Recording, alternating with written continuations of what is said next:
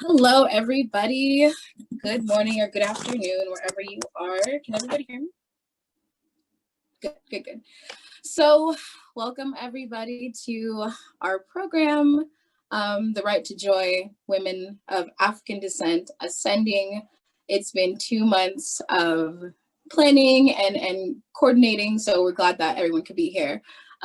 As you probably already know, this is part of Human Rights Day 2020.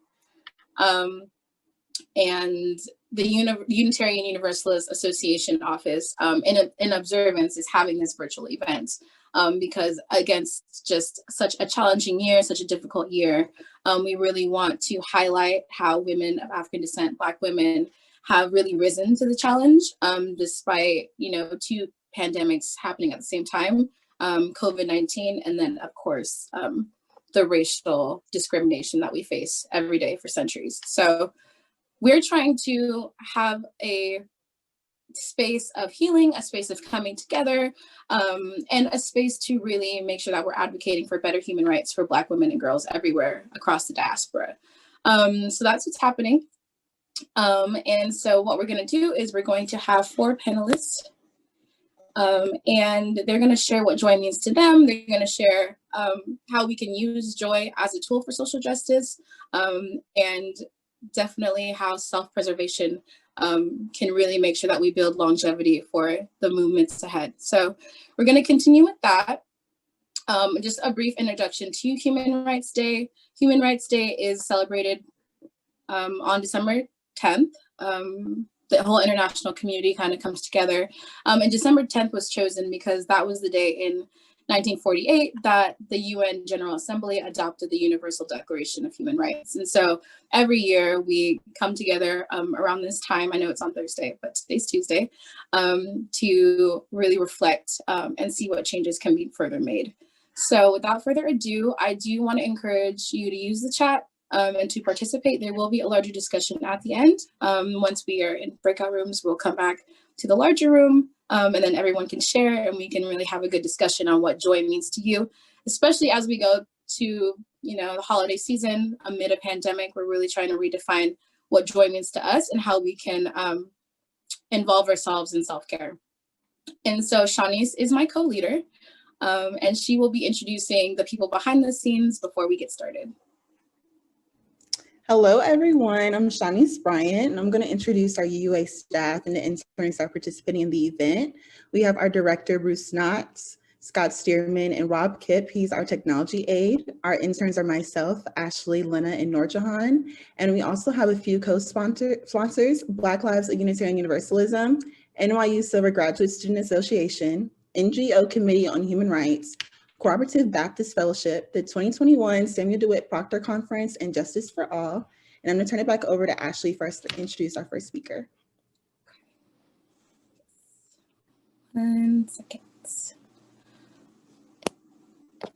Okay, so our first speaker is Professor Pio Raymond. Let me introduce myself first. So I go to NYU. I'm a grad student in the Masters of Social Work program. I'm also a grad student at the Masters of Public Health program. So I'm in the dual degree.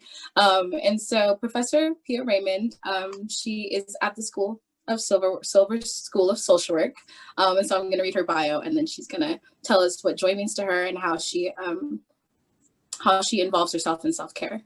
And so Pia Raymond earned a BA in psychology from Boston University and an MSW from New York University as a graduate honor student, a Lucretia J. Phillips Fellow, and a NIA Award recipient. She has deeply engaged children and families through social work practice at the Jewish Board of Family and Children's Services and the New York City Mission Society. As a community and political activist, Pia ran for New York City Council in 2017 and continued community organizing through leadership in several civic organizations. A champion for literacy with an emphasis on social emotional learning, Pia's notable children's book, Celebrate Smiles, teaches self-esteem, love, and thankfulness. She founded Creating Legacies, a nonprofit organization inspiring community building through nurturing entrepreneurs and offering families diverse social and educational experiences. She continues to share her expertise as a professor of social work with a particular emphasis on the needs of immigrant communities and those reflective of the African diaspora.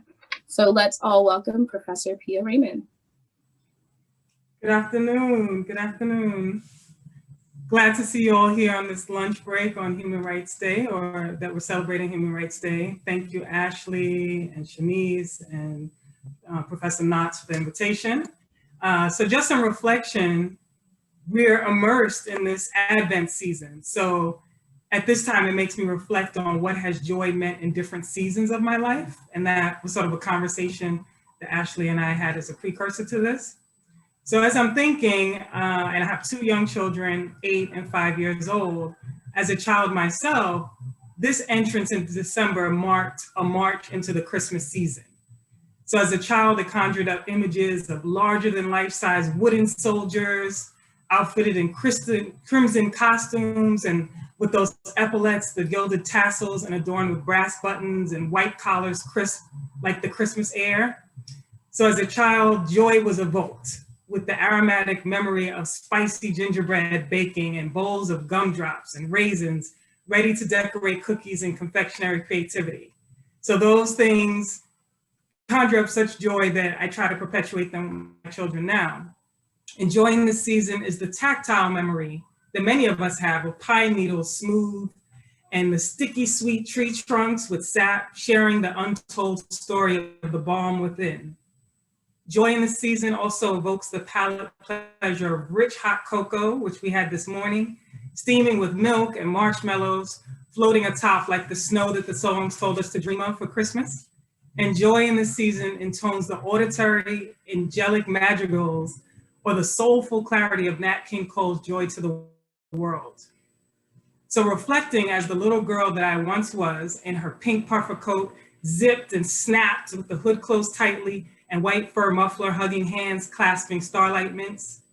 But this type of joy, while steeped in a season, spoke to a child spirit who trusted that God's joy would reveal itself, and time again with the metaphorical sparkle that the Christmas season showed.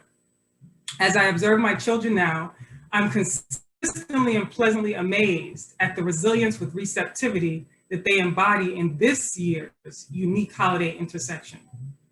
And I've come to understand that it's not the superficial consumerism, but it is the tangible manifestation of joy in which people around the world, which I know we have people across the globe today, connect with the Christ consciousness that inspires us to demonstrate among the fruits of the Spirit, love, peace, and joy.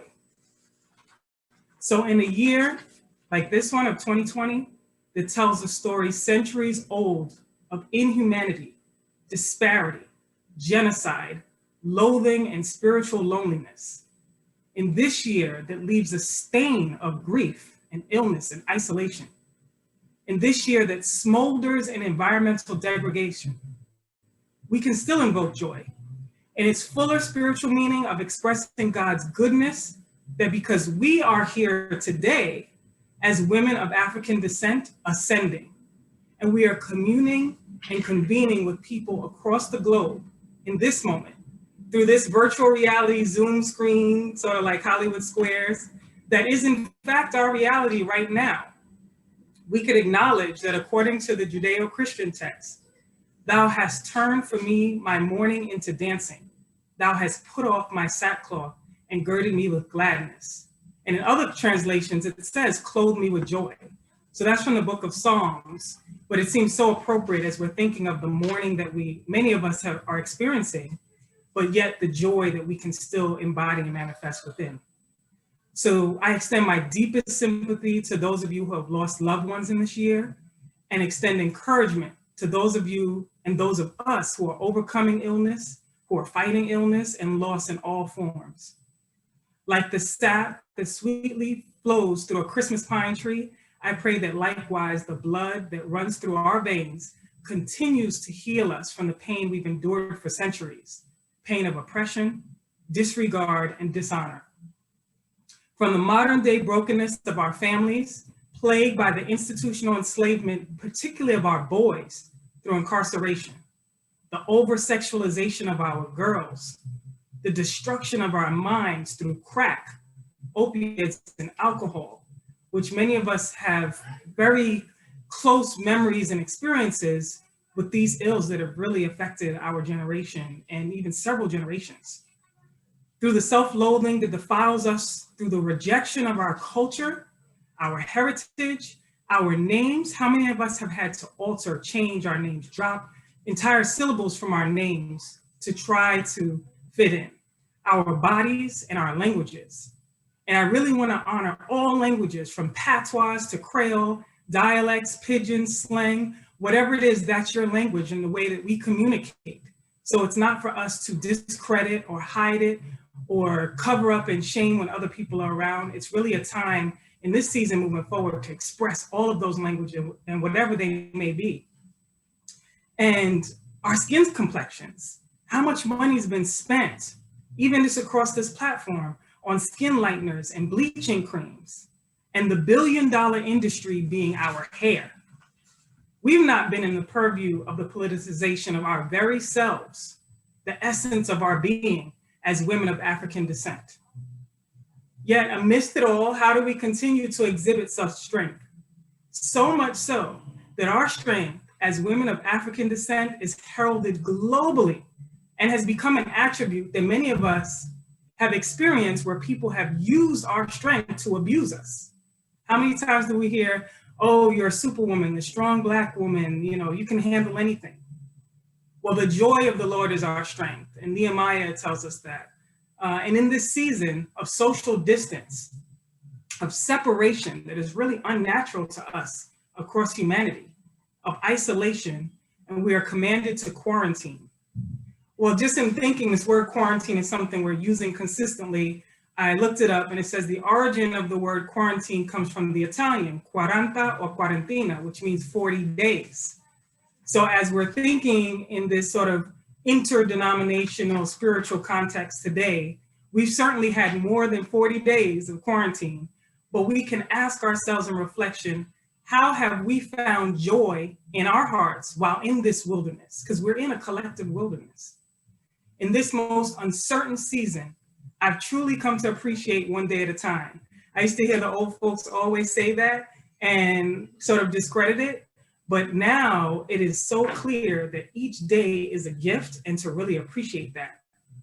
Witnessing this summer, and many of us have seen this across our lives, but on a media stage, witnessing the murder of our sons and daughters repeatedly on all media channels greater inspires me to enjoy and pour into my 8-year-old boy and a 5-year-old girl. Just like the song that you selected today with brown skin brown like cinnamon baked on these holiday pies, but with the painful knowledge that their carob sweetness now is perceived as dangerous and threatening later as they grow and reflect with the statuesque confidence of their forebears. Audre Lorde expressed in a burst of light, and I see one of my friends here, Jen Stager, that we always talk about Audre Lorde. Caring for myself is not self-indulgence, it is self-preservation, and that is an act of political warfare.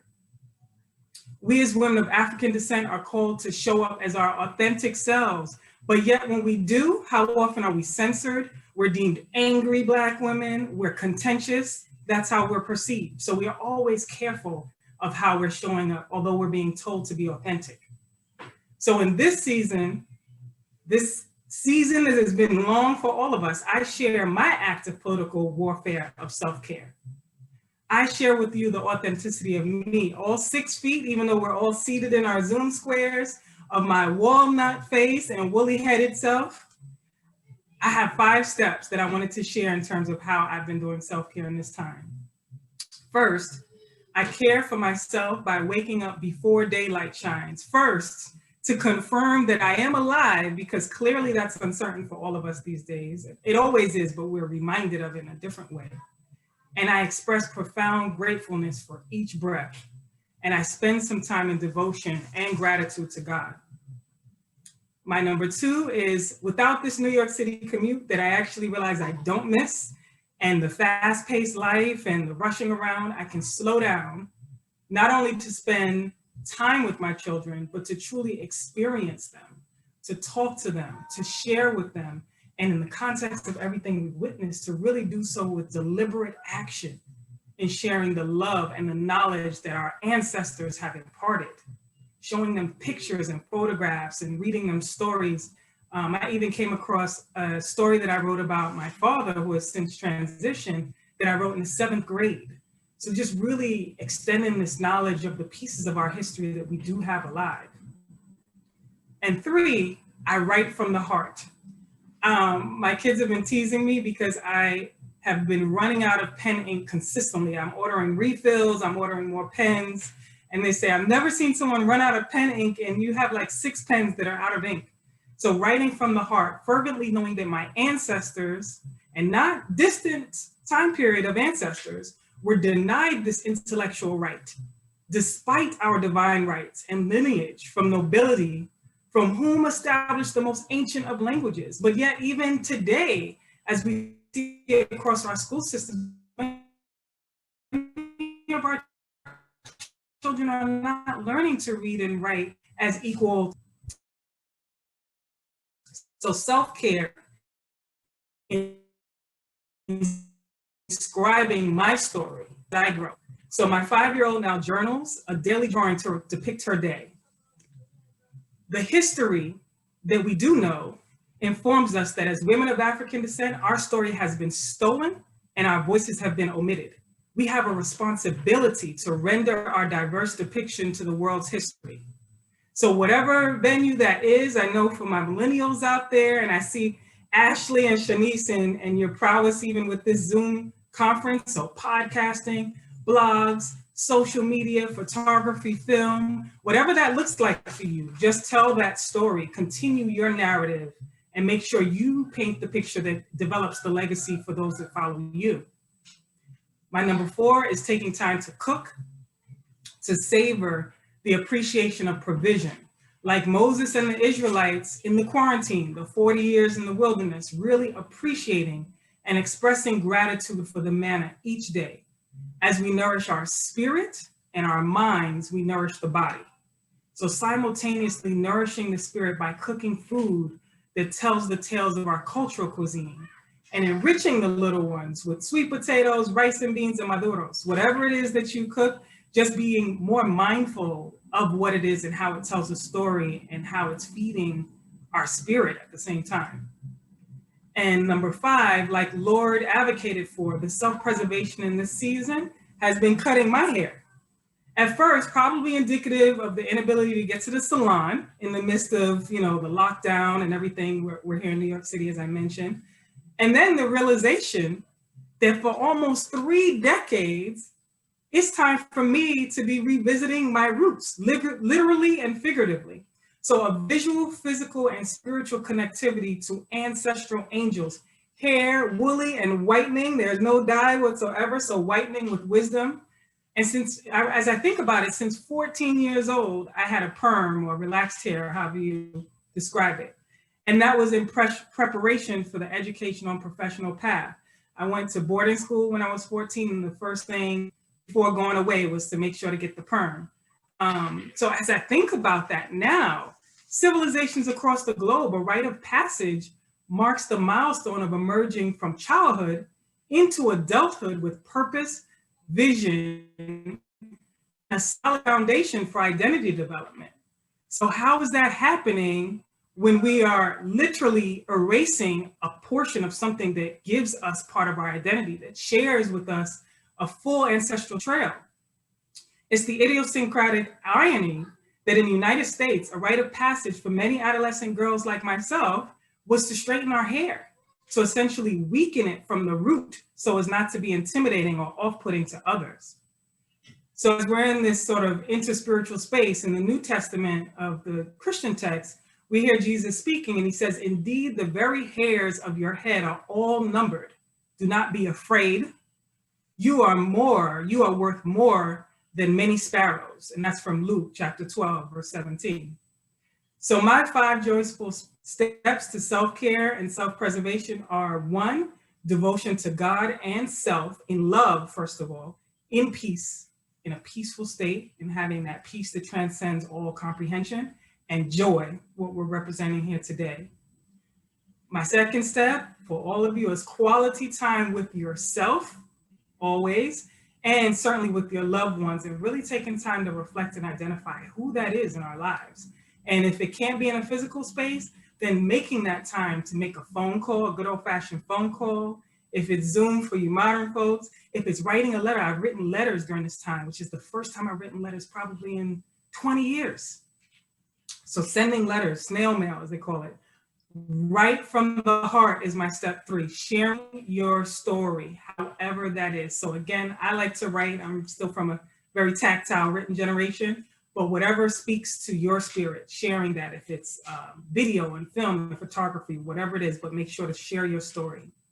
4, nourishing yourself, literally and figuratively, with gratitude for divine provision, and cook with culture in the process if you're able to. And then 5, revisit your roots, literally and figuratively. So whatever that looks like for you, revisiting those roots while you have the time. In the book of John, the 2nd John chapter 1, there's a letter that was sent to the church, which is given feminine attributes. I thought it was so appropriate and spoke to me for today, especially, and described the church as a lady chosen by God and her children. The scribe asked her to love one another and says to her, I have much to write to you, but I don't want to use paper and ink. Instead, I hope to visit you and talk with you face to face so that our joy may be complete. And that's 2 John chapter 1, verse 12. So today I'm humbled to connect and share with you and all of your beautiful, diverse faces. I see familiar faces on the screen and new faces, of course, as well.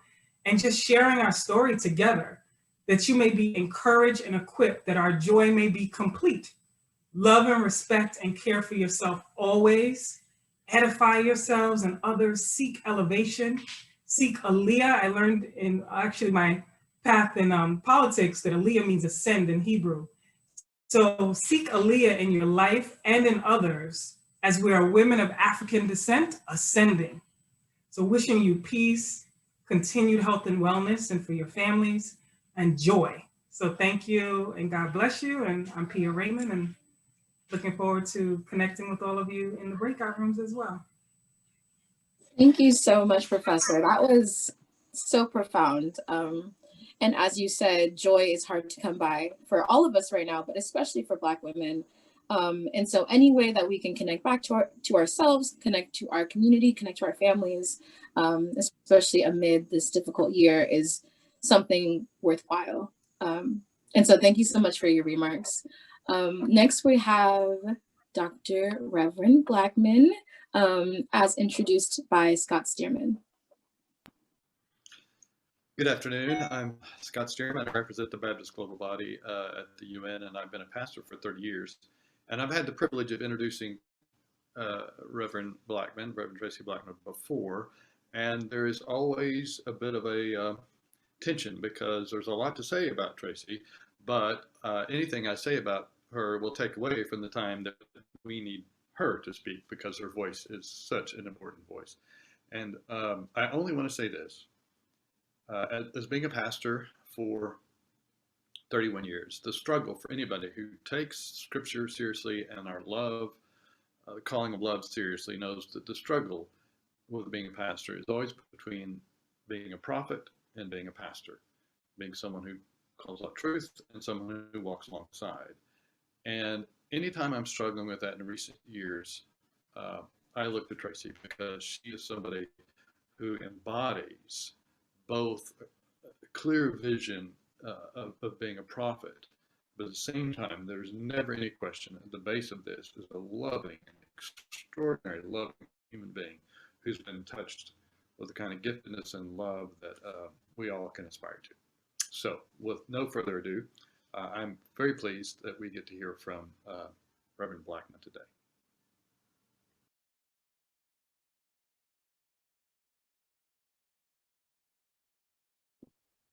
Thank you so much, Scott, for that introduction. It is always a joy and a pleasure to be here with you. And thank you, Ashley and Shanice and everyone else who was involved in the opportunity for me to share. I'm deeply grateful to you, Dr. Raymond, for launching us on this journey of joy. And I was tickled because so many commonalities exist when we get into this realm. And so it was great. I'm grateful to have been able to hear your words this morning.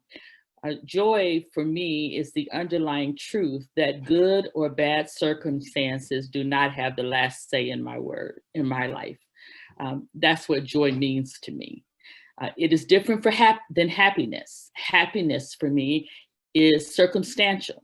There are days when I'm happy and there are days when I'm not, but there is always underlying abiding joy. And I want to say that up front because sometimes, unlike this opportunity, when I speak of joy or when we talk about joy, people will look at me and say, what do you have to be happy about? And I'm not always happy, but I do connect with joy. And so I really appreciate the topic today. Joy is a choice that is purposefully made. I intend joy. I expect joy. I operate in joy. Author James Baldwin is famously quoted as having said, to be a Negro in this country and to be relatively conscious is to be in rage almost all of the time. And indeed, any change that has come in America for Black people has largely come because of the widespread anger and righteous rage that has caused people to organize, to mobilize, and to advocate for change.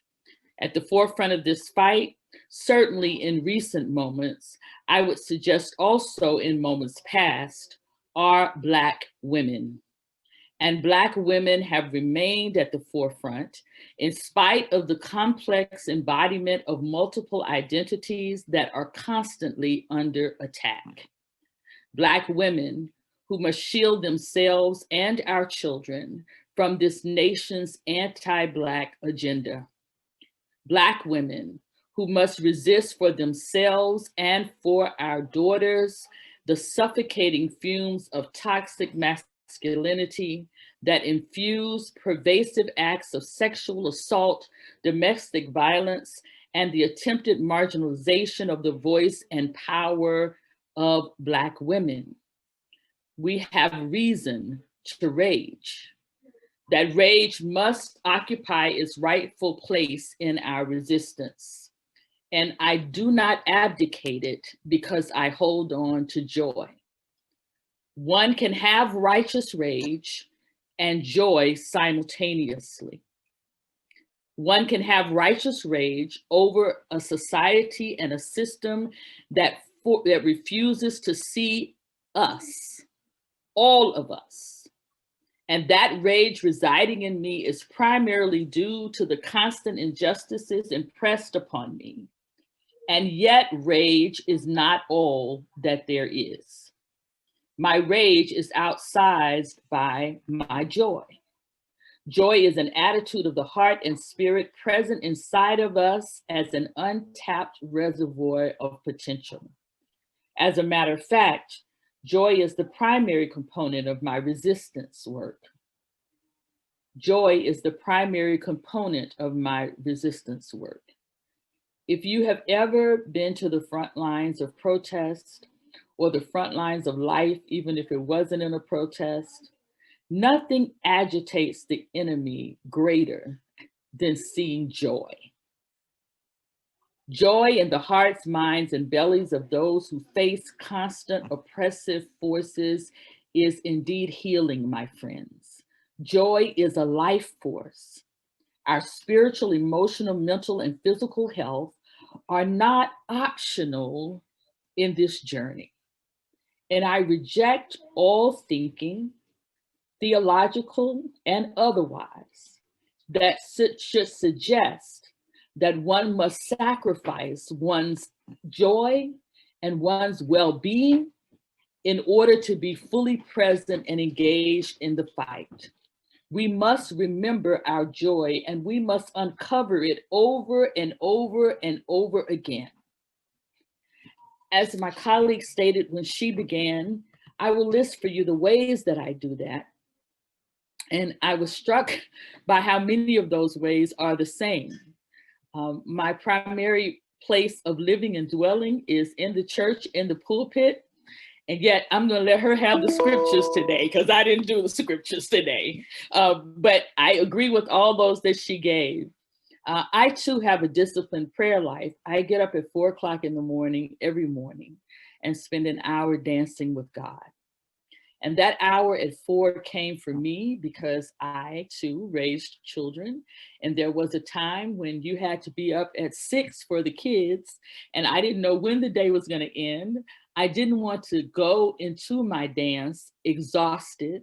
And so I set for myself a time that works for me. It's 4 o'clock in the morning, and this is probably too much information, in the bathroom with the door locked. 4 o'clock a.m. every morning is my date with God. And I'm intentional about that date because I feel that if I don't set it with intention, then it gets set aside for other things that may appear more pressing in the moment. I want to encourage you to make a date with God or whatever you call your higher power. Make an intentional date with that person. And the way that I came to this is every relationship that I care about, every relationship that matters to me requires that I invest time in that relationship, requires that I am intentional about being present in that relationship. And the more I'm intentional and the more I'm present, the less words are needed because we just connect on a different level, on a spiritual level. I desire that with God. And so 4 a.m. is that for me. It is my grounding, the grounding of my day. And all of that time is not spent with me talking, believe it or not. Preachers can talk for an hour, but all of that time is not spent with me talking because prayer is communication with God. And communication requires that I listen as well as speak. Sometimes that listening is in silence. Sometimes that listening is in moaning. Sometimes that listening is in reading, but that is my private time. And I encourage you to make a date with God to root your joy. The other thing I do is I sing. I happen to be able to sing. I can't sing as well as Scott's wife. If you've never heard her sing, you're missing a treat, but I can hold a tune. Even if you can't hold a tune, sing anyway. Often in direct protests, people break out in song. And one of the big contrasts of the movement now and the movement that we remember the way we want to remember it of the 50s and the 60s, I used to get the question all the time, the young people aren't singing. Where are the songs? They're not singing. I said, yeah, they are singing. They're not singing, they're chanting. But if you listen to the chants, there is a calming rhythm in the chants of protest that is song. Learn to sing. I uncover joy through song. Joy requires connection. And so for my third thing I want to encourage you to do is to gather with other women. Gather with women. Science has shown that when women gather, the hormones serotonin and oxytocin are released at increased rates. And these are the hormones that are also escalated during childbirth. These are the hormones that stimulate bonding and nurturing. And in times of stress, women don't just experience the drive to fight or flight, but we also experience the need to tend and befriend. When we gather together as women with this increased hormonal release, healing happens. Now, you don't have to take my word for it. Test it. Have a circle of your girlfriends. You'll notice, even in times of grief, in times of despair, in times of stress, women tend to congregate. Women are drawn to congregate with one another. And it is because of the release of these hormones, and in that hormoning is healing. I find reasons to laugh deeply, to laugh from the belly, to laugh without covering my mouth, to laugh uncontrollably. Being joyful in the face of trauma and tragedy is a radical act. And even in protest, I find reasons to laugh. The next thing I want to talk about is being fully present with myself and with others. And if I may be transparent with you, I don't know you, which makes transparency easier for me, actually. Okay? I haven't always been fully present with myself. I haven't always been fully present with others. As I imagine most of the people on this call do, I have many tasks that I have to manage. And oftentimes I have convinced myself that I can manage more than one task at a time, that I can listen to you and indeed keep writing, that I can take your phone call and still finish this sermon while I have you in one ear. I have multitasked for many years of my life. And now that I'm in my 50s, I'm closer to my 60s. I wasn't gonna get that transparent, but I'm closer to my 60s. I am learning to value the ability to focus all of my attention on the thing that is in front of me right now. And to make sure that sometimes the thing that is in front of me is me. Those of us who operate in spiritual places, in religious places, in moral places, often are called to give so much of ourselves away. And it is an honor and it's a joy to be present that way. But my friends, if you don't give attention to yourself, eventually you will find you have nothing else to give. Dr. Raymond, I'm on that journey with you. I did not cut my hair off. I don't think I did. But I've had a perm. I got my first perm when I was 6 years old, a relaxer, my first relaxer when I was 6 years old. And in tradition, when my daughter was born and her hair was so thick that the clamps would pop off, I permed her hair when she was 4. And she still haunts me with the fact that I permed her hair when she's 4. My daughter led me into this journey of rediscovery. And I love what you said about how one's hair is a part of one's rite of passage and how we've learned to press our hair, to straighten our hair is that rite of passage. My daughter, when she turned 20, said, "Mom, I'm done with relaxers." And my first thing was, how are you gonna get a job, right? and now she has beautiful natural hair. And during this season of not being able to meet my every Friday salon visit, I decided this was time. And so you can't really see right now because it's pulled back, but I have begun the journey of locking my hair. I'm in the 6th month of locking my hair. And it has been a process to fall in love with my hair again. Fall in love with yourself as an act of joy. Learn to look at your widening nose and your broad lips and your nappy hair. And in my case, a lot more graying than Dr. Raymond has hair, and fall in love with yourself again.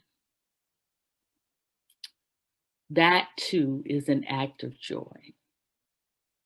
And when we love ourselves deeply, and only when we love ourselves deeply, are we able to love others. Cooking, yes. Cooking is my love language, and cooking is joy for me. Cooking and creating in the kitchen, trying new things, knowing that trying new things does not necessarily always turn out the way you want it to turn out, but it's never the end of the world. I find joy in cooking. And if cooking is frustrating for you, then maybe that's not your joy place. But whatever the thing is that allows your creativity and your juices to flow, do it willingly and do it lavishly and delight in it. For me, a part of that is watching people eat what I have prepared. And just last night, some of my young people are here, and I have some younger people here. They're all in my bubble. And so when you have a bubble, you tend to see the people in that bubble very often because they can't go anywhere else anyway. And I cooked last night. I made a meatloaf with mushroom gravy and homemade mashed potatoes and green beans and rolls, buttered rolls, because I'm a Southern girl, I'm from the South. And I was in the kitchen cooking by myself. And by the time I took the rolls out, I think they must have sent a text around and the whole house was full of people ready to eat. That brings me joy. So those are the things I want to share today. Being creative, experiencing life, being present in the moment, spending time with God, singing, celebrating. And the words that come to me right now that I want to close with are the words of the poet Lucille Clifton, and not the whole poem, but just the closing line. Won't you celebrate with me? I celebrate every day that everything that came today to kill me has failed. In the work of resistance, as a Black woman, every day, something comes to kill me. And every day, it has failed. Thank you. That was amazing. I want us to just sit with that for like 10 seconds.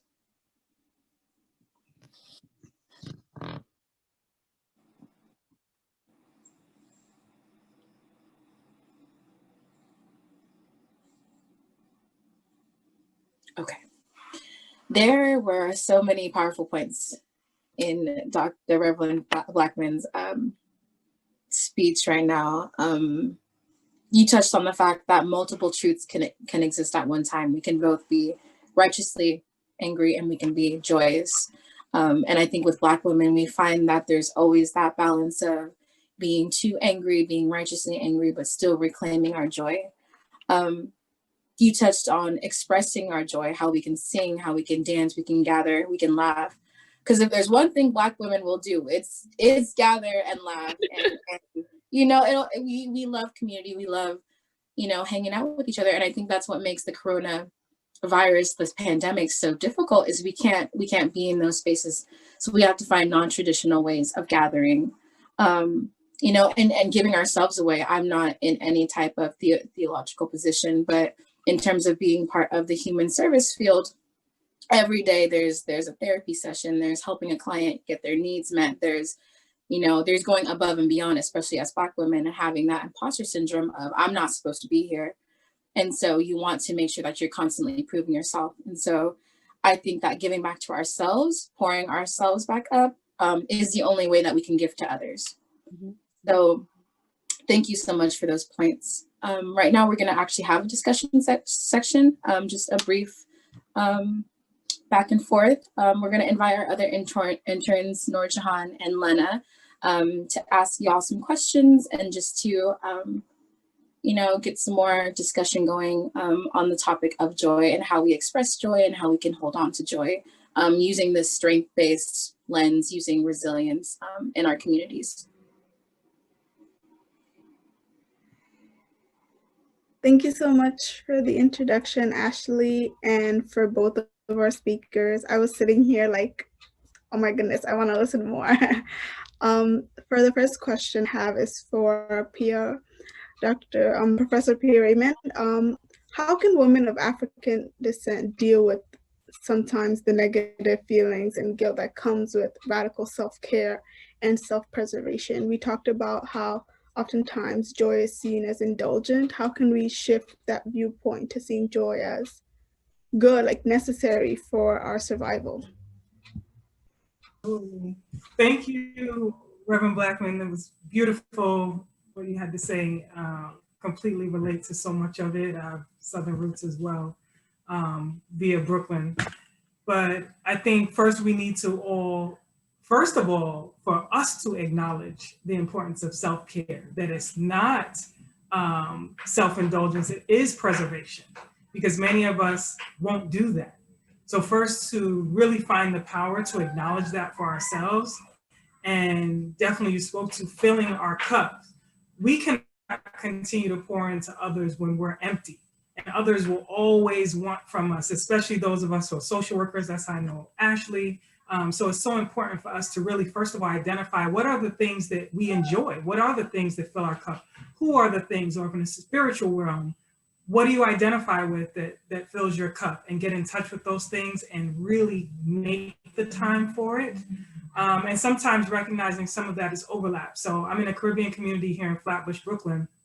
And one of the things really in connecting with a lot of Caribbean women all the time, the idea of self-care is abhorrent. Like they feel like it's incredibly selfish, but yet dancing is integrated throughout the culture. Soca music, calypso, reggae. So just helping people to identify, all right, that music, make sure that you're incorporating the music. If you can't get into sort of a healthcare routine, there's Zumba, now online Zumba, that incorporates the music that you like. So finding the things that are already sort of inherent to a person's experience and allowing them to acknowledge, or for those of you that are listening, you know, acknowledging the things that are already part of what you do, but really stepping it up and making it necessary. So if that is playing dominoes, if that's playing spades and cards, because that's also connecting with others, and a game that maybe is reminiscent of your growing up or your life experience or your culture, because we have so much overlap with even those recreational activities in our culture. And I'm always,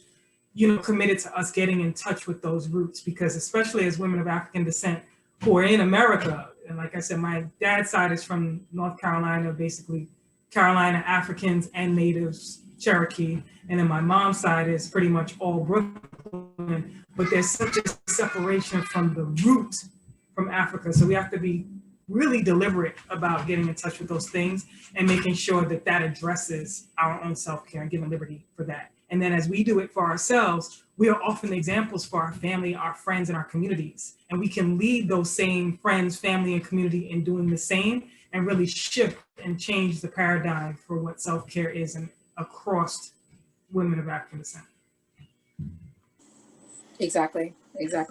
I think that we've been taught that self-care is something to not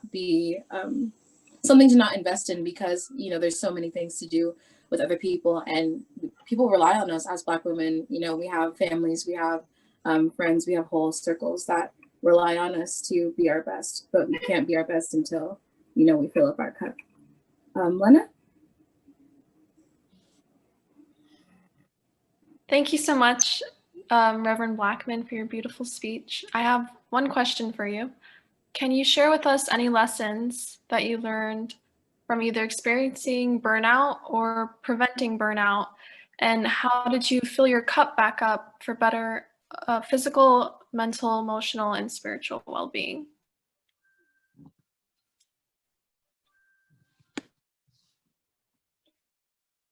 Yes.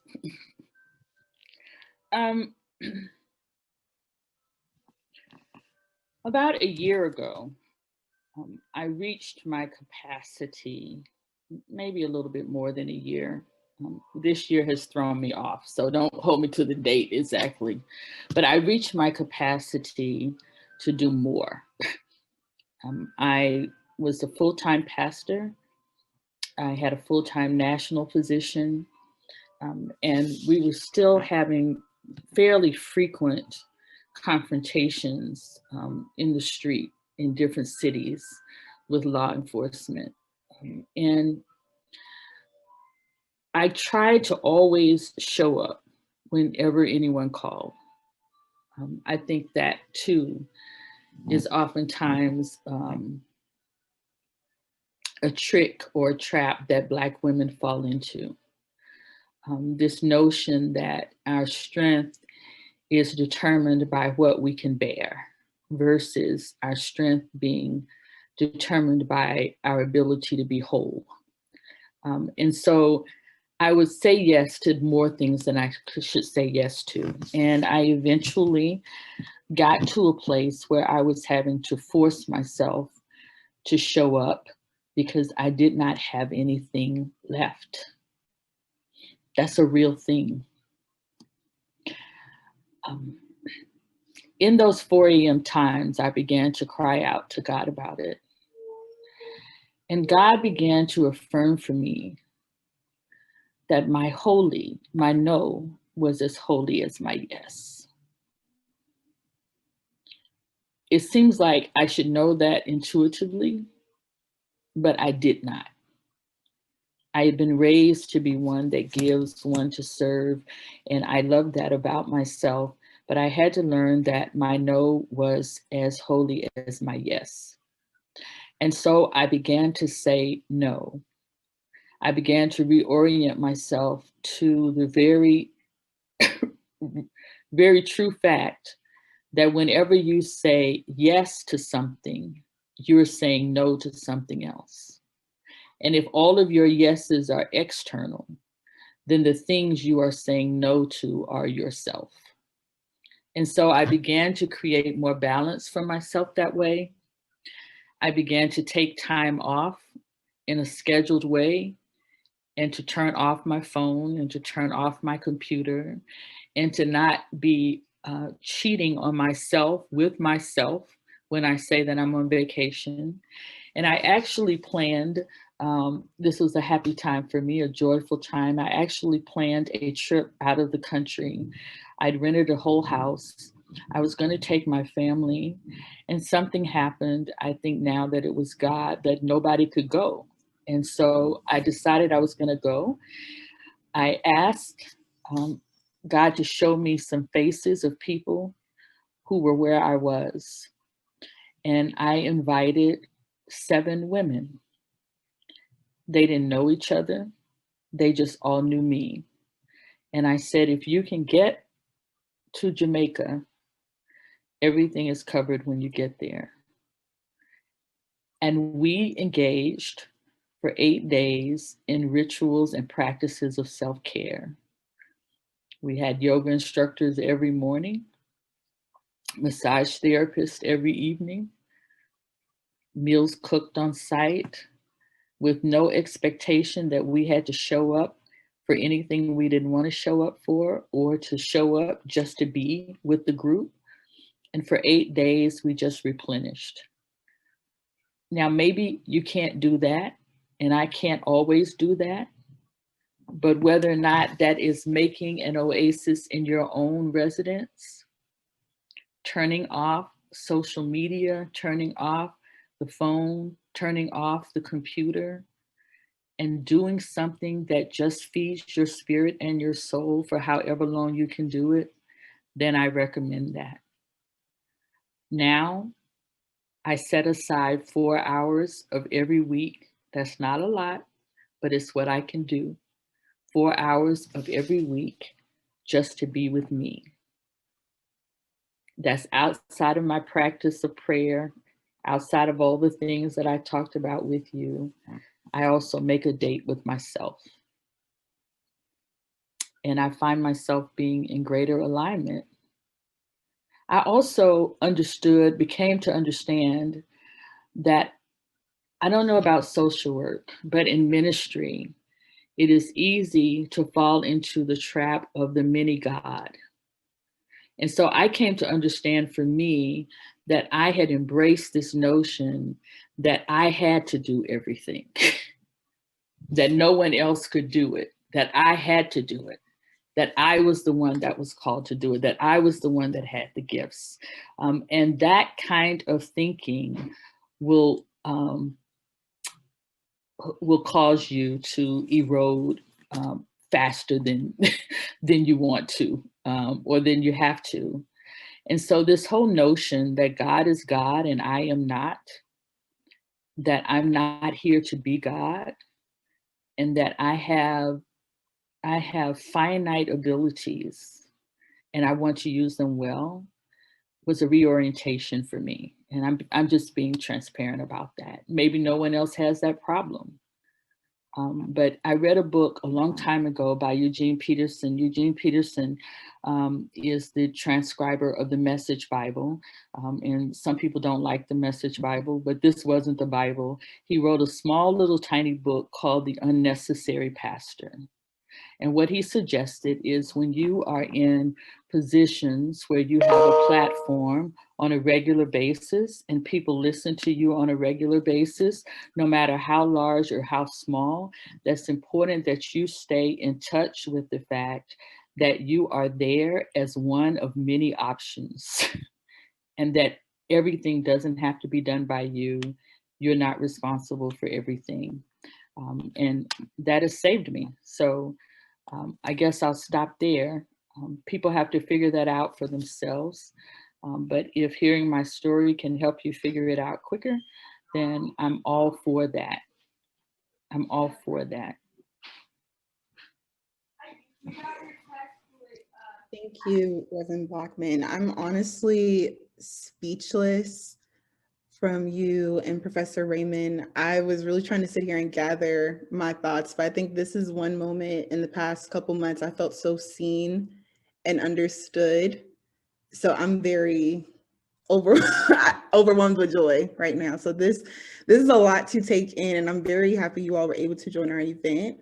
And that leads me to our next speaker, Dr. Iva Carruthers. Dr. Iva Carruthers is the General Secretary of the Samuel DeWitt Proctor Conference, an interdenominational organization within the African American faith tradition focused on justice and equity issues. She has steered the organization as a unique, influential, and esteemed network of faith-based advocates, activists, clergy, and lay. Dr. Carruthers has a long history of teaching, engagement in community development initiatives, and social justice ministry, fostering interdenominational and interfaith dialogue and leading study tours for the university and churches throughout the United States, Caribbean, South America, and Africa. She has received her BA degree from University of Illinois, MA and PhD in sociology from Northwestern University, a master's in theological studies degree from Garrett Evangelical Theological Seminary, and a doctor of human letters from Medville Lombard Theological School.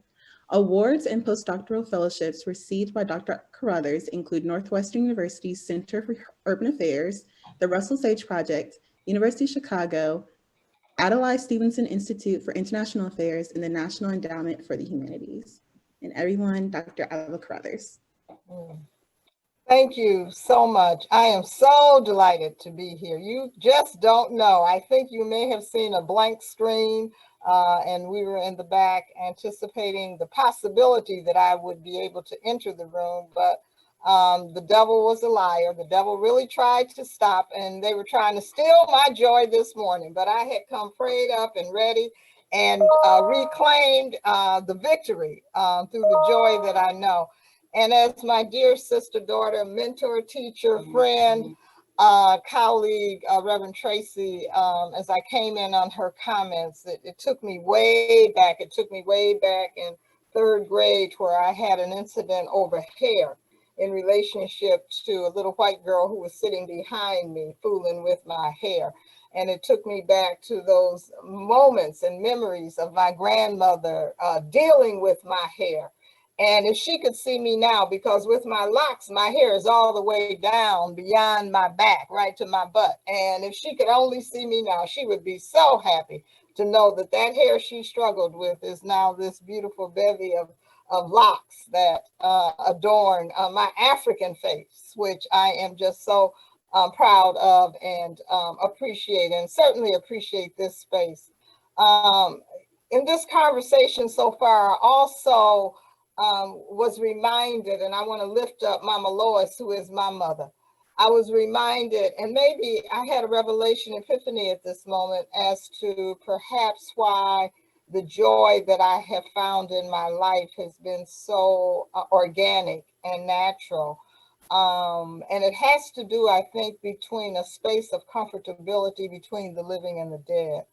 And I can't really explain it, but I can only say that in the conversation I've heard thus far, what came to mind for me was perhaps another explanation on this side of why I am who I am and my identity and sense of belonging in that identity. As I think about the fact that they had pronounced my mother dead on the birthing table and I was born breached. Well, my mother was just buried 3 years ago at the age of 99. And so I know what it means to live between life and death, and why there is joy there. And once you discover that kind of joy, no one can take it away as long as you keep going back to the well. And so I want to thank our conveners for this conversation, because indeed, during these very challenging times, it invited me to kind of marinate and bathe in the well of gratitude for joy, unspeakable joy, the unspeakable joy that I have had this journey of 75 years to experience. The essence of this kind of joy has been wonderfully penned in the book by that title by Sister Dr. Barbara Holmes, and her book, Joy Unspeakable. She says, joy unspeakable is not silent. It moans, hums, and bends to the rhythms of a dancing universe. For our free African ancestors, joy unspeakable is a drum. It is drum talk. Joy unspeakable in the moment of mystical encounter when God tiptoes into the hush arbor. Joy unspeakable is humming how I got over. In each of our stories, you will likely hear messages of resiliency, of resistance, of suffering and pain. But that ain't the end of the story, and nor does it define who we are. For me, the essence of joy unspeakable is experientially revealed in what it has meant to be Black, Christian, and woman in the United States context. It is felt, but it can't be touched. It is real, but it can't be seen. It is transgenerational and eternal and ever present, but for its reclamation. And each and every day, I am renewed and guided by the ancestral legacies of women who have gone before. When I enter and exit my bedroom at home, I'm getting intimate, y'all. I pass a pantheon of pictures of women sheroes, whose legacies remind me each and every day that despite the struggles, my life has reflected an abundance of joy upon which their and my resilience, my spiritual discernment, and personal satisfaction is built. I dare not complain when I only think about the journey that they took before me. One such hero is Reverend Prophetess Queen Mother Sojourner Truth, who declared 169 years ago in December of 1851, look at me, look at my arm. I have plowed and planted and gathered into barns, and no man could head me. And ain't I a woman?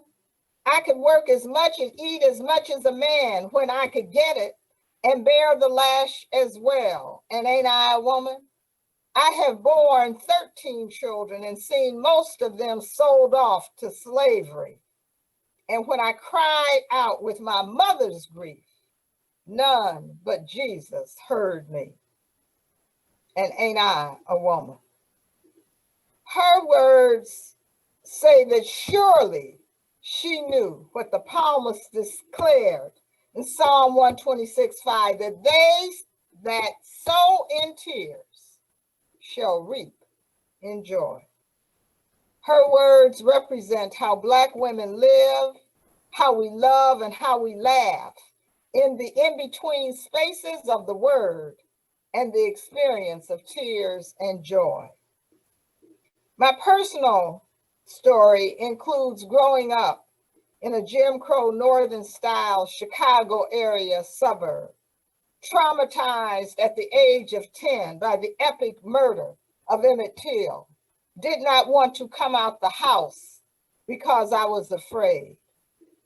Systematically bombarded by the efforts to diminish the life chances and self-esteem of the Black families in my community and the Black boys and girls with whom I played, but who really were deprived of a childhood. And yet, I grew up in an extended family, observing my grandparents sighing and suffering for the many efforts to keep them in a place of servitude and as domestic workers. I heard the stories of my father who had overcome and was good enough to serve as a Tuskegee Airman in World War II, only to return home to a new Jim Crow North in which he was denied all the privileges that other veterans had. But I learned by living that when you know and you serve an anyhow God, a despite and a nonetheless God, you can pierce the veil of unhappy events and arrive in a liberating space of indelible, intergenerational, transgenerational joy. And so today I have come to testify that even during this epic time of COVID-19, I grew in appreciation of unspeakable joy. For God's promise is that joy and gladness are the nectar of sorrow and sighing. Joy is the fruit of the Spirit on the other side of anyhow, despite, but, and nonetheless. Joy is the residue of God's presence between the Alpha and the Omega, between the living and the dead. Joy is the essence of the Holy Spirit that defies time, place, and circumstance. It is the remnant of what is when what was is gone. And now that I have buried grandparents, aunt and uncle, parents, and my only sibling with whom I lived as a child, I know that joy is what meets you and carries you to the other side of ancestral glory. As I have deepened my understanding of joy in the context of my African identity, I have come to name a Sankofa joy that binds us in the present with the past and those yet to be.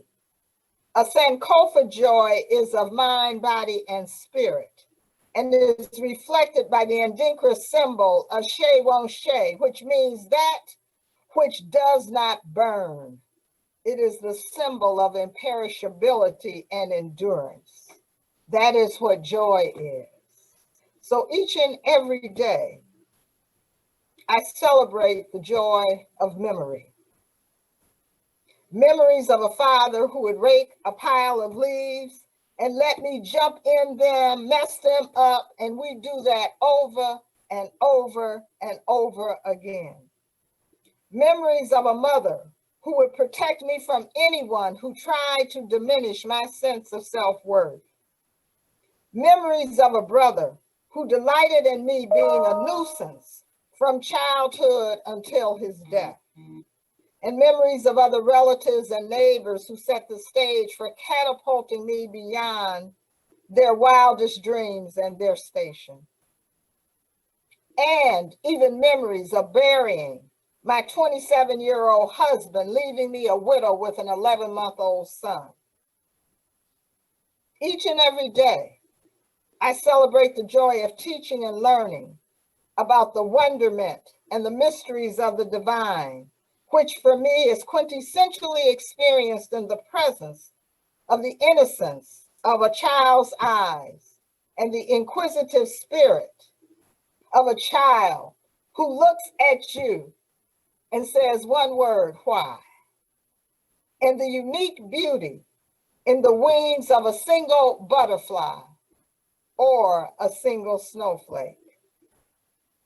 Each and every day, I celebrate the joy of transformation by the experiences of battling demons, powers, and principalities, lamenting with sorrow and sighing of unnecessary death all around, yet finding joy in purposeful living and a new sunset in the morning.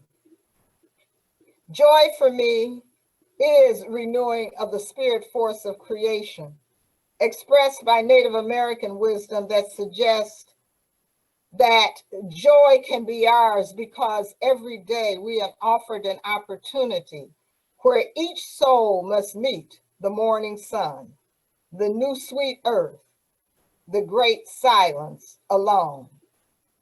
Traci named it at 4 in the morning. She meets the great silence alone. I commend all of us who are here. If you have not done so, take time to read the Book of Joy, a telling of the visit between Bishop Tutu and the Dalai Lama. In their exchange, the Dalai Lama reminds us that the goal of human life is to live with joy and purpose. And Bishop Tutu reminds us that joy, which you had not sought, comes as the gift, the reward for the non-self-regarding caring for others. Never expecting to see each other again in this life, after a week of reflection on joy, Bishop Tutu making the trip to the Dalai Lama, they departed from one another. And as they embraced, the Dalai Lama said, as he held his face of Bishop Tutu, I think at the time of my death, I will remember your face. I'm looking forward to another occasion to see you again, somewhere that God only knows. The image of that transcendent love and joy, which emanates from those words, is seared in my heart forever. Whenever I think of that kind of embrace, my heart is full with joy and my eyes with tears. It explains the power of joy, not just in suffering, but joy ultimately in death. And 45 seconds after Tutu's plane departed Nepal, a 7.8 magnitude earthquake struck.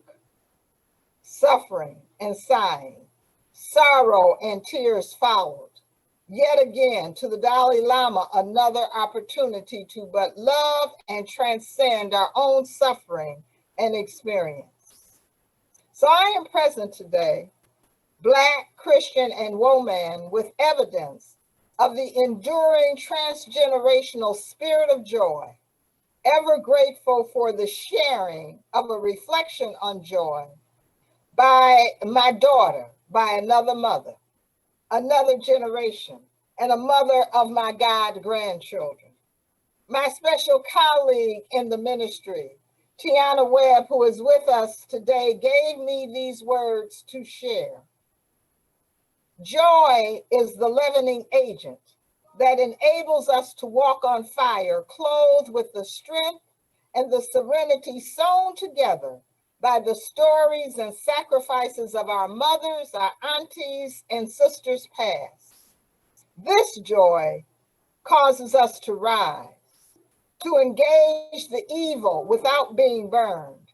This joy causes us to face what is real right now, anchored in the urgency of the future and in the assurance of our past. This joy, our joy as Black women in the journey for justice and in the struggle for liberation, is necessary because it is our lifeline. It is how we survive this thing without perishing to the evils that threatens to engulf us. And so as I end, I give you the benediction from my dear sister friend, the late acclaimed poetess Mary Evans, in her famous poem, I Am a Black Woman. She tells our story. I am a Black woman. The music of my song, Some Sweet Arpeggio of Tears, is written in a minor key, and I can be heard humming in the night.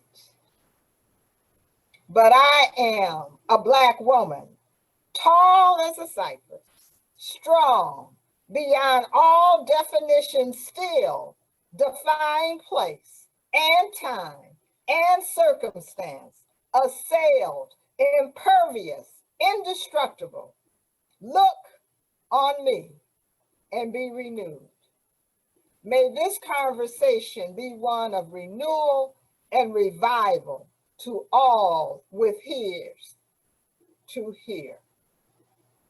Let us hear the unspeakable joy that is in our spirits, and let us claim that for today and for tomorrow and on the ancestries of those who have gone before. Thank you.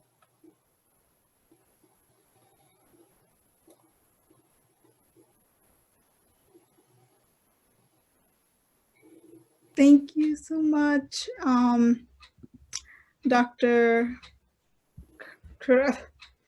Carruthers. Up next, we have Bruce, and Yes. they're going to introduce Alicia Forde. Thank you so much for all of the speakers so far. And I especially want to thank Dr. Iva Carruthers. It's been way too many years since we worked together on a project, and we have to make sure that in the future we get together and work together more often. So thank you so much for your inspiring words. I now want to introduce to you my boss, Reverend Alicia Roxanne Forde. She is a strong leader who guides our work with organization, vision, insight, and compassion. She serves as the Unitarian Universalist Association as the director of our international office. She's a graduate of the Iliff School of Theology and currently lives in Longmont, Colorado. Alicia was born and spent her formative years in Trinidad and Tobago. She identifies as an African descent, queer, cisgender female with deep roots in Tobago. She considers herself bicultural and is grateful that her formative years enabled her to cultivate a global perspective. In her 14 years of ministry, Alicia has developed a passion for engaging individuals and communities and what they care about the most, and working alongside others as they seek to enact love and justice in this world. Alicia is a certified spiritual director and has a strong interest in health and wellness. When she's not hiking, you will find her reading, working out, or podcast walking. She notes that her work and play rests on a foundation of collaboration, deep listening, and I can attest to that, transnational feminism, and wrestling with the lived legacies and impact of settler colonialism and imperialism across the globe. Please welcome Reverend Alicia Forde. Thank you, Bruce. And I want to offer my gratitude to our speakers, Professor Raymond, Reverend Dr. Blackmon, and Dr. Carruthers for resourcing and inspiring us today. This has been so soul-filling. Ashley and Shanice and your team, thank you for dreaming this event into being and inviting us to be part of this very important conversation. Thank you so much. What is left to say? Well, I want to, Dr. Blackmon, Reverend Blackmon, and Dr. Carruthers reminded us of Lucille Clifton's words, and I'm just going to bring them into our consciousness again. And Clifton, in the end of her poem, says, "Come celebrate with me." that every day something has tried to kill us and has failed. And that is worthy of celebration. I grew up in the Caribbean on the island of Tobago, and it's a post-colonial dot that sits quietly in the Caribbean Sea. It is idyllic, a slice of imperfection and also goodness, on which I learned that my joy is inextricably linked with everything else in my life. It is not divorced from or an addition to or something that I need to earn. It simply is part and parcel of what it means to be alive and to thrive. I come from a long line of women whose hands never seemed to stop moving. Hands that kneaded dough to bake bread on Sundays, hands that carried pails of water, hands that made macaroni pie, callaloo, and provisions, hands that flung white shirts on raised makeshift wire beds to bleach in the sun. These were the same hands that pulled combs through my hair to make cornrows or dug in the dirt to plant herbs for green seasoning. This was work. This was work that involved the whole body. This work was also joy, not only joy, but also joy. In so many ways, their work was love made visible, and I am deeply grateful for that. In the midst of that work, my paternal grandmother and mother told stories, not only memories of their youth, but the gossip kind of stories, the news of the neighborhood, a practice my mother still has today when we speak by telephone. She'll say, already chuckling, I heard a good joke on the beach this morning. And then she'll proceed to tell me one of those you really had to be there jokes, laughing so hard I can't quite catch all the words, but her laughter lightens me. In the midst of that work, my grandmother and mother would pause to take a 5, to be still, to not be bothered, to reconnect with breath, because nothing else was more important. They just did that. In today's world, we're encouraged to buy Apple Watches to remind us to breathe. And I'm reminded that I come from women who regularly pause several times a day to reground and center as a way of being. It was simply a part of life. And so I ask you, what did your grandmothers, mothers, the women folk in your life teach you about centering, about grounding? My mother begins each day with what I call prayer. She does not fall to her knees or close her eyes. Instead, she drives to the sea in the morning's twilight, where she walks the length of the beach several times before immersing herself in the salty water for a swim. She swims out to where her feet no longer graze the sand. And from there, she and several others exchange the news of the previous day. What happened to so-and-so? What body parts ache? What remedies exist for what ailments? Those jokes that she likes to repeat to me. It's all part of her ritual of care. And when I'm at home in Tobago, it becomes part of my ritual of care. It is our embodiment of joy, of a well-rounded life. To begin the day with my face waiting for the rising sun, hugged by the warmth of the ocean and the sweetness of conversation greeting the day. Here in the United States, I have been taught to forget that joy is my birthright. And it is easy to forget because every day, as Clifton says, something is pushing to erase our divine Black bodies and deny us the right to thrive. Every day, systems callously constructed to erode love and justice conspire to snuff out our joy, and yet we are here as evidence of its failure. Our existence is proof that somewhere along the line, our ancestors, those who traveled before us, embraced life, all of it, and breathed their dreams into our being, into our futures, so that we might do the same for those yet to come. Our divine Black bodies. Now, you heard a lot today, and I'm asking you to lean in closer because I really want you to hear this. Do you, my melanated family, believe that you're divine? I want you to be with that question for a moment. Do you feel the truth of what it's asking? That you sitting here in this space, a gift, enough exactly as you are, deserving of breath and health and rest, space to grieve, stability, and so much love. Do you feel in your bones your divinity? Do you feel yourself made in the image of love, whom some call God or mystery? Do you feel your divinity? I truly hope that you do. And if you cannot, if you're not able to, here's the invitation. Find the community that will hold up the mirror in which you are able to see your divine self. Because until you do, joy that is deep, resonant, full, and overflowing will be elusive. Reverend Dr. Blackmon reminded us to find your circle of women, your people who will reflect your divinity back to you.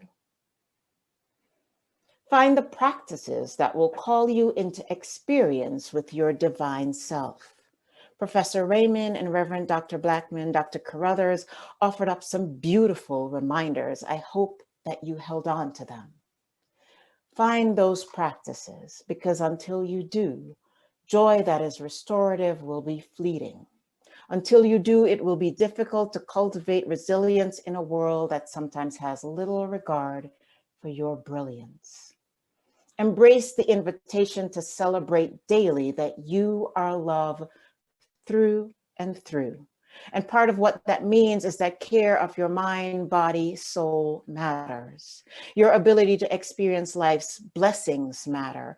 You matter. And when I say you matter, I mean you as you are, not as a tool of capitalism, not how much you produce or your financial worth or what you add to the workplace. You, divine being, matter, period.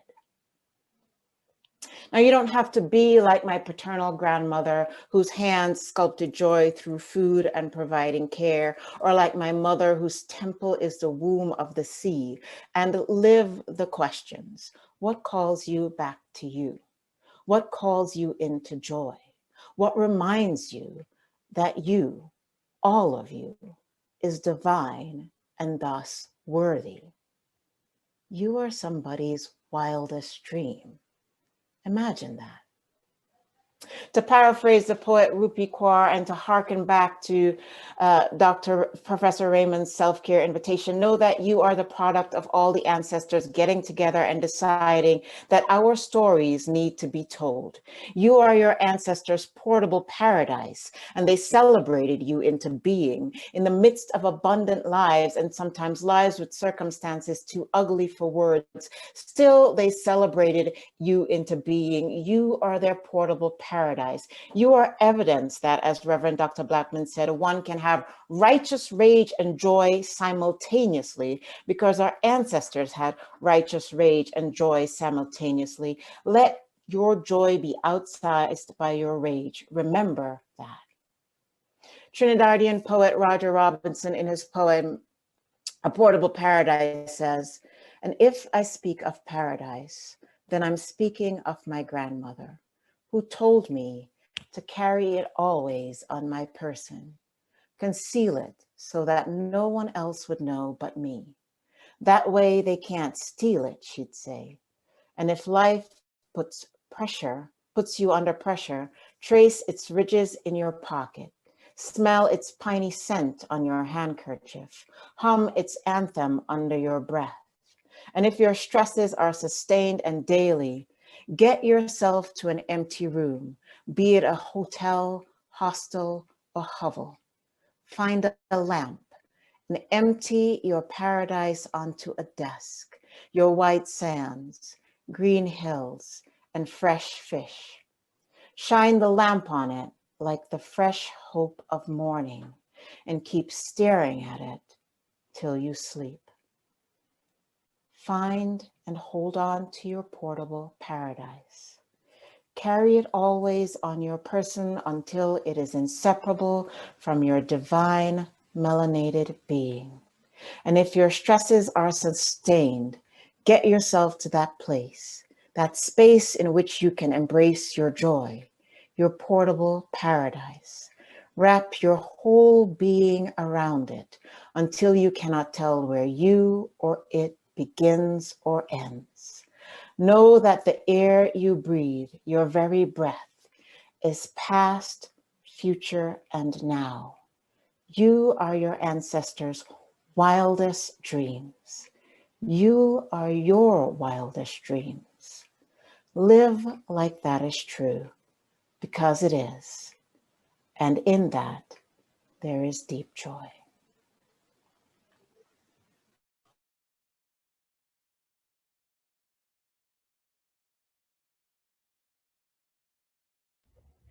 Thank you so much for your words, Reverend Forde. We want to open up the chat room to questions. If y'all have, please post your questions. Sorry. And our the first question we have for Dr. Carruthers is, can you speak on the importance of a social movement that includes Black triumph and resilience alongside overwhelming challenges of fighting for liberation? I would say that we need to recenter ourselves around the goal in terms of the fight of transforming the world in a way that requires of us to think about not those two things as separate that have to go alongside, but rather those two things as an integral, unified wholeness that drives the movement. And so it is with the melding of what it means to bring the resilience and the resistance to the audacious authority of realizing joy that will drive a imagination of re-envisioning a world towards liberation. And what that looks like, in my view, is to always push us to, and very often we're limited by words in English, but I seek and find strength and new understandings of mysteries when I go back to indigenous African tradition and language. And so this notion of Ubuntu, which really means that I see myself in you and I see God in you because I claim the divinity within, also expresses namaste in other cultural contexts. This notion of sawabona, when I greet you, it says that I see you, that I respect you, that I value you, and that what you are and what you experience is what I am and what I experience. The same charge that we get in Matthew, right? But ultimately, when I talk about this Sankofa notion and Sankofa joy, this Sankofa methodology, this Sankofa way to amplify the goal of transforming the society and the values we hold, I'm talking about the circularity of the alpha and the omega, to move from the living to the dying without understanding that they are in tension with each other, but that they in fact are intricately related to each other. And therefore, those who are yet to be born are coming into us who are present, and we are standing with those who have already gone before, knowing that we too, based on what we do right now, today, this moment, is defining who we will be on the other side. And it is for that reason then that I think if we wake up in this spirit of renewal and we ask ourselves, as the Maasai people do, how are the children? Then it will help to frame us to understand that it's beyond an alongside journey between struggle and joy, but in fact, they go hand in hand as one in order to be a transformative force for a new way forward. But right now I know we're behind schedule, but we're just gonna open it up for anyone who wants to say something in the audience or respond or ask a question. You have the opportunity to do that now. I know some of y'all were saying some things in the chat.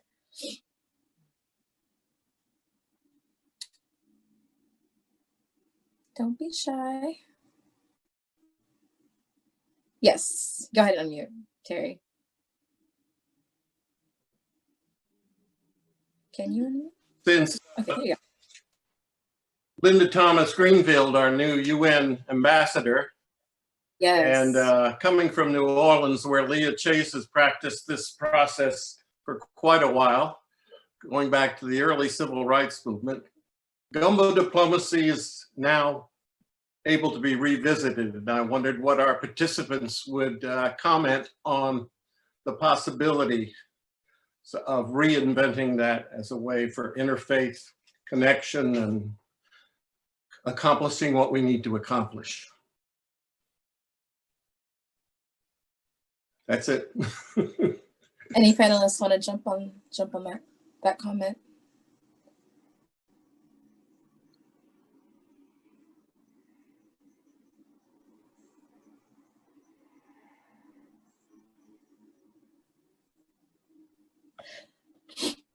Well, personally for me, with Linda Thomas Greenfield, with her nomination to the UN ambassadorship, I think that Biden is really setting a stage for having a diverse set of people around him. I think that with the way that Black women are and what we value, I believe that we really make sure that community is first. I think that America has a tendency to be very individualistic. And I think that a lot of communities outside of America, a lot of African diaspora communities, we need that kinship, we need that connection, we need that joy. Bruce was just telling me a story about when he was working in Africa and he would send these documents to government officials, they wouldn't respond because there wasn't a kinship, there wasn't a connection. So I think with her appointment, I think that we may be on a better track to better international affairs. And maybe greater protection for Black women. Let me jump in a bit. I do know Linda Thomas Greenfield quite well, served with her when I was in the State Department. She's a very respected leader in the State Department, and it's long past due for us to have an ambassador of her caliber at the UN. She's already indicated that she's going to have a focus on Africa. So that's a welcome relief because there's not enough focus. And well, I could say more, but I'm very happy with the nomination. She's a great leader, and we need more leaders like her and Black women and girls in general to have much greater responsibility in all aspects of our work, whether it's diplomacy or military leadership or whatever it might be, because I think that's where a lot of our problems will be solved. Yes.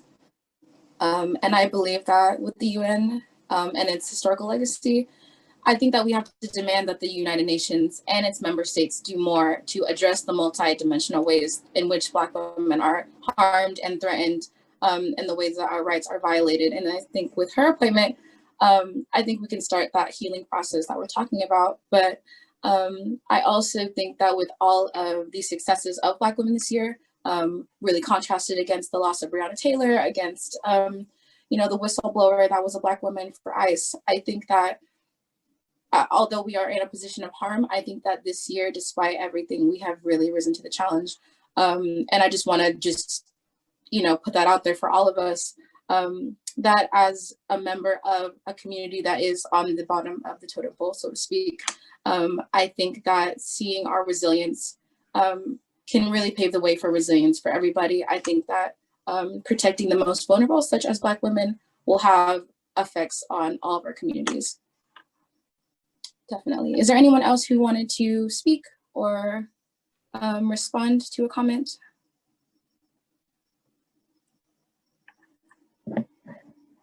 All right, Shanice, if you could wrap up our discussion, please. Yes, of course. I am really taken aback. I believe everyone who attended the event was. You can see it from our chat box, and I'm sincerely speechless. And it's so much to unpack from this event, so much reflection of information of just what joy really means. And I really appreciate our speakers for coming into this space, being vulnerable, being transparent, and showing up as your true self, and just offering yourself to us and giving us joy and making us very full, because that's definitely what I've gotten within these 2 hours. And I am extremely thankful, and I'm sure all of our guests are as well. And Bruce, I'll turn it over to you for some closing remarks. Let me also thank our speakers. As indicated, of course, I know my boss and the wonderful leader that she is. And I know Dr. Iva Carruthers with projects that we've done before. And I'm so glad that she was able to participate. Professor Pia Raymond and Reverend Dr. Traci Blackmon are new to me and powerful people that I hope that we will get a chance to work together again very soon. I've said for years that women's rights are not just for women, they're for all of us.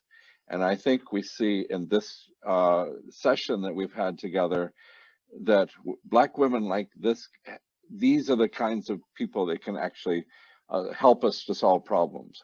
If we can have them in leadership roles with power and responsibility, you know, many of the problems that we face can be solved. And I'll just tell one quick story and then wrap up.